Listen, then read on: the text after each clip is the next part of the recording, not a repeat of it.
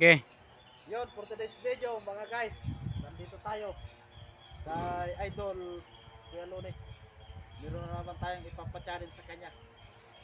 At sa lahat ng mga vlogger dyan, hinahamon ko kayo kung kaya nyo tapatan itong aking tiyuhin na mag-content na bilang magaling tumambling sa pamamagitan ng pagtalon na walang anumang kutsyon, walang